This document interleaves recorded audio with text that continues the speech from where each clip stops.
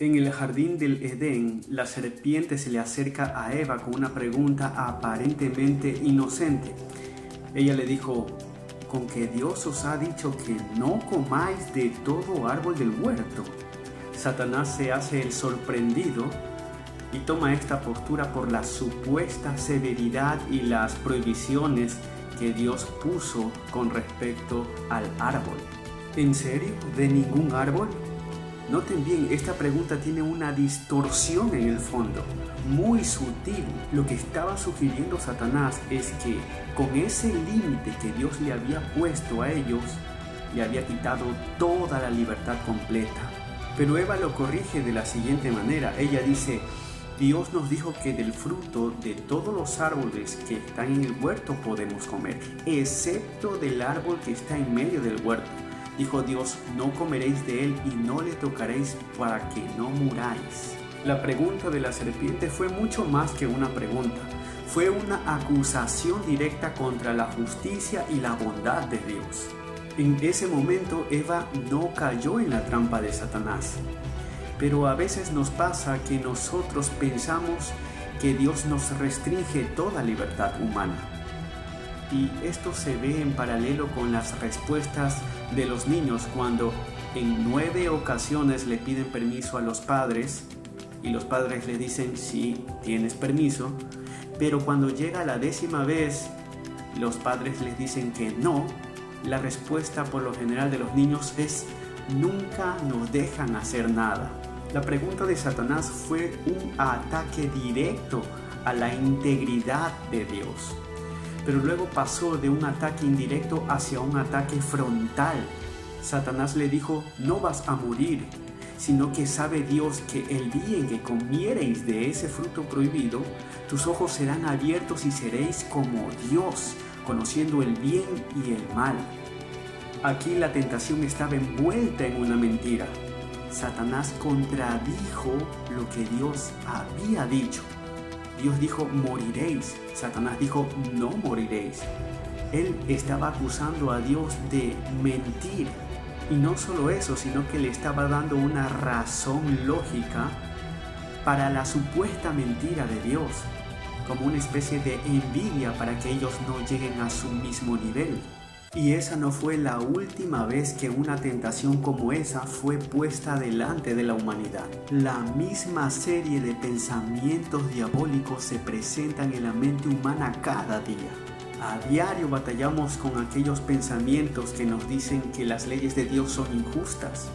Y cada vez que pecamos porque queremos hacer lo que nosotros queremos hacer y no lo que Dios quiere que hagamos. Ahora, nuestro Señor Jesucristo enfrentó la tentación de una manera ejemplar. Adán y Eva estaban en el paraíso, en compañía, con comida. Sin embargo, nuestro Señor Jesucristo estaba solo en el desierto, con hambre, y así enfrentó la tentación.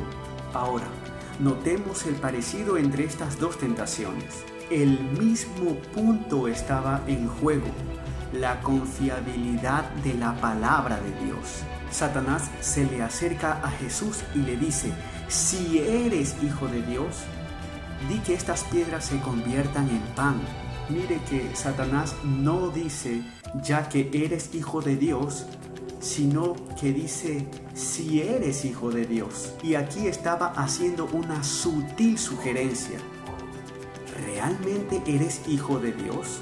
¿Por qué Dios te trata así si eres su hijo? ¿Estás hambriento? Satanás hizo esa pregunta porque sabía que Jesús había escuchado una voz del cielo cuando Jesús fue bautizado en el Jordán, que decía: este es mi Hijo amado, en el cual tengo complacencia. Y claro que Jesús estaba con hambre, pero mucho más era su hambre de hacer la voluntad de Dios. El Señor Jesús le responde: no solo de pan vivirá el hombre, sino de toda palabra de Dios. Jesús detectó la sutileza de las palabras de Satanás. En la mente de Jesús no había un si eres hijo de Dios. No, el Padre le había dicho con toda certeza: tú eres mi Hijo amado. Jesús vivía por la palabra y no negó la veracidad de Dios. Luego lo llevó a un alto monte donde en un momento le mostró todos los reinos de la tierra. Y le dijo: a ti te daré toda esta potestad y la gloria de ellos, porque a mí me han sido dadas y yo lo doy a quien quiera. Si tú postrado me adorares, todo esto será tuyo. El poder y la gloria eran los incentivos. Satanás estaba armado con una máxima que dice: todo hombre tiene su precio. Pero se enfrentó al hombre sin precio, el que luego preguntaría de qué le aprovechará al hombre ganar todo el mundo si perdiere su alma. Jesús le respondió: vete de mí, Satanás, porque escrito está. Me emociona saber que Jesús trae a memoria las escrituras. Jesús no dijo: yo decreto, yo declaro. Él dijo: escrito está. Al Señor tu Dios adorarás y a Él solo servirás.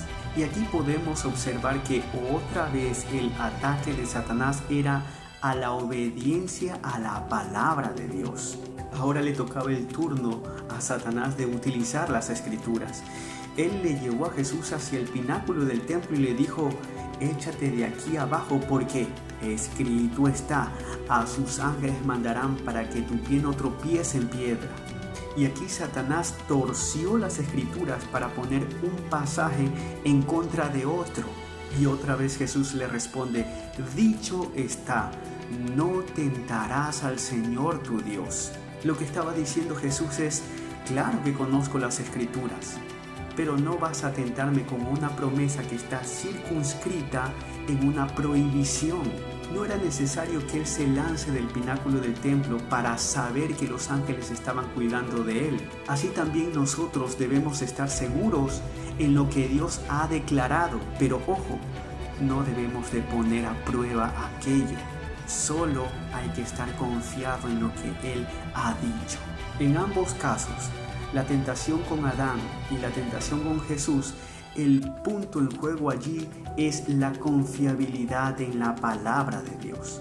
Si Satanás puede sembrar dudas sobre la veracidad de la palabra de Dios, entonces están dadas las condiciones para nuestra caída. Negarse a creerle a Dios en lo que ha dicho es ser culpable de difamar su carácter justo. Por eso es que la incredulidad es pecado. Mi querido amigo, mi querido hermano, Dios pide que creamos en lo que Él ha pronunciado a plena luz y con evidencia. Por ejemplo, Él no nos pide que creamos en una resurrección sin antes haber resucitado Jesús de los muertos. Nuestra confianza en Dios no es ciega ni es ingenua. Ni usted ni yo pondríamos nuestra confianza en una persona que ha sido acusada de fraude en varias ocasiones. Eso sí sería tener una fe ciega e ingenua. Si Satanás puede destruir nuestra confianza absoluta en Dios, entonces su meta de seducción ha sido lograda.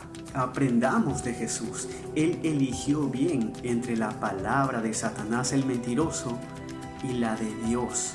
Él se quedó con la confianza y la creencia en su Padre, en vez de la duda egoísta y el escepticismo. Dios se agrada en sus hijos cuando confiamos en Él.